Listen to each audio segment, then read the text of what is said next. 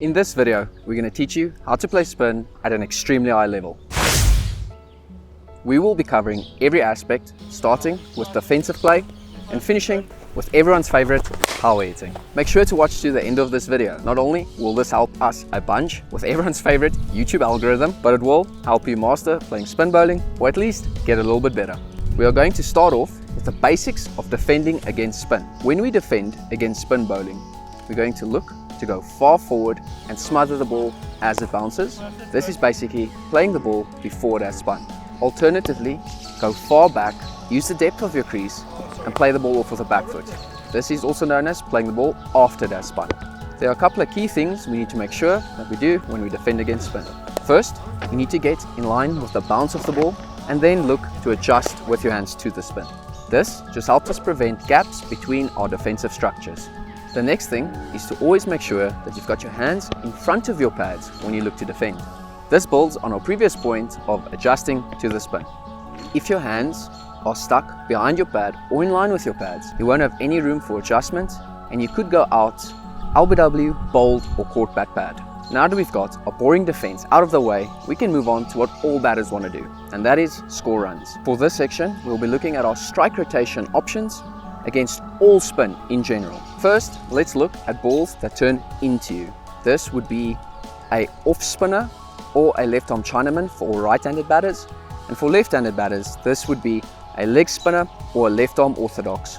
Since we aren't looking to take too much risk when we rotate strike, we are going to be looking to play with the spin of the ball as much as possible. You can target square leg by going far forward, hands in front of your pad, make contact underneath your eyes and drop your wrist slightly. The same can be done off of the back foot by going far back and across, getting your front hip in line with the ball and easily glancing it towards the gap. Next up, we're going to be looking at our long on and long off gaps. We can do this by getting to the pitch of the ball, having our head nice and far forward and punching it down the ground. Depending on the length the bowler is bowling and the flight they are giving the ball, you can also look to advance down the wicket to help you get to the pitch of the ball, so keep that in mind. If you can't get to the pitch of the ball, your next option is to go far back by using your crease and punch the ball off the back foot towards those two gaps. Here the long on gap is the easy one and the long off gap is much more difficult as the ball is turning into you, reducing your space.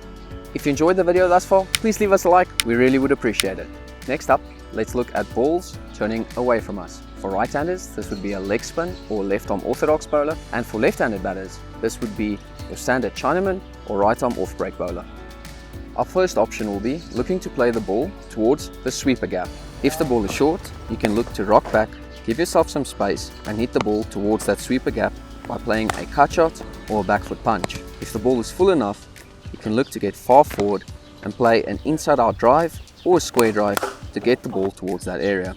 One thing to remember is that the more the ball turns, the more dangerous that gap becomes for straight bat shots like our inside out drives and our back foot punches, as it brings a slip into play. So be careful and choose the right shots depending on the pitch. We again will have our long on and long off options, and exactly the same as before, we just want to make sure that we get to the pitch of the ball, as this will prevent the ball from turning past the bat. Keep your shape through the shot and punch it off the front foot towards those gaps.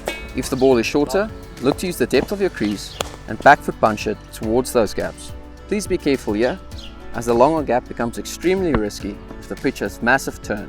The leading edge comes greatly into play in these conditions. I hope the vast majority of you all got to this point, because this is where the real fun starts. For the next section, we're going to be covering our power hitting options. Our power hitting options can be both aerial and on the ground. So let's start with the less flashy options, our ground pounds. Please someone catch this reference. Let's start off with the power sweep and the power reverse sweep. Here we are looking to get our head far forwards and go fetch the ball with our bottom hand. A good checkpoint is to make sure that you have your bottom hand elbow in front of your front pad. Keep your head nice and still and fully commit to the shot. Next up is the pull shot. When the bowler drops it short and in line with your body, you can go far back and across, open up that front foot and look to crunch the ball between a deep square leg and cow corner gap. The inverse is also true. If they drop it short and wide outside off, you can look to play a nice powerful cut and get a boundary this way as well. Next up, huge sixes. The most basic option we have to hit a spinner for substantial size 6 is straight over the top. You can go over long off, long on and dead straight. The important thing here is to make sure that we get close to the pitch of the ball, have a momentum going through the line of the ball, keep your head nice and still, and don't look to overhit it. Focus on the timing and speed and have a nice full swing. It will get the job done. Next up, let's go slightly more complicated and look at the slog sweep and hitting over extra cover. With both of these, it's important to choose the right ball. In general, a foolish one. This will vary from batter to batter. Go give them a go in the nets and see where your room for error is. Important in both these shots is the flow of the hands. You need space for your hands to flow through the shot, so don't get too close to the ball. Let's up the difficulty slightly more and look at back foot aerial offside shots. These shots are some of the most difficult as it is extremely hard to generate power from a base position, so it's all timing and placement focused. Lastly, we will look at switch hits, behind square lofted sweeps and lofted reverse sweeps. In all honesty, it took us many takes to get an example of each of these, as these shots don't come naturally. These shots aren't necessary at all, but look really cool, so give them a go in the nets.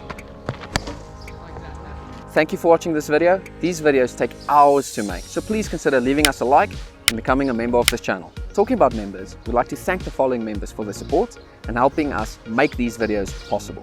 A big thank you to Ray, Hammer, Stanio, Lima, Yuan, and Liggeria.